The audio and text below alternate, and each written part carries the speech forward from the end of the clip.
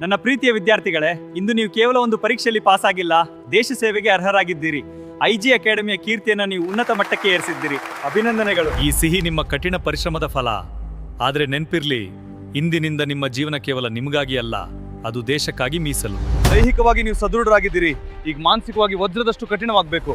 ಎಂಥ ಕ್ಲಿಷ್ಟ ಪರಿಸ್ಥಿತಿಯಲ್ಲೂ ನಿಮ್ಮ ಮನಸ್ಸು ವಿಚಲಿತವಾಗಬಾರ್ದು. ಅದೇ ಒಬ್ಬ ನಿಜವಾದ ಸೈನಿಕನ ಲಕ್ಷಣ.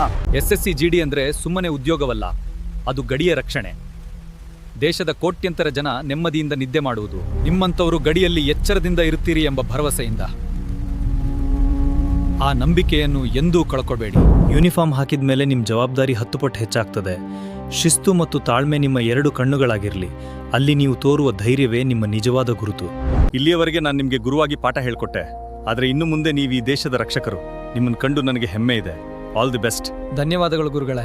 ಸವಾಲುಗಳು ಬಂದಾಗ ಕುಗ್ಗಿ ಹೋಗ್ಬೇಡಿ, ಅಧಿಕಾರ ಸಿಕ್ಕಾಗ ಹಿಗ್ಬೇಡಿ. ಪ್ರಾಮಾಣಿಕತೆ ಎಂಬುದು ಕಷ್ಟದ ದಾರಿ, ಆದರೆ ಅದೇ ಸರಿಯಾದ ದಾರಿ. ಐಜಿ ಅಕಾಡೆಮಿಯಲ್ಲಿ ನೀವು ಕಲಿತ ನೀತಿ ಪಾಠನ ಎಂದೂ ಮರೆಯದಿರಿ. ಈ ಫೋಟೋ ಕೇವಲ ನೆನಪಲ್ಲ, ಇದು ನಿಮ್ಮ ಗೆಲುವಿನ ಸಾಕ್ಷಿ.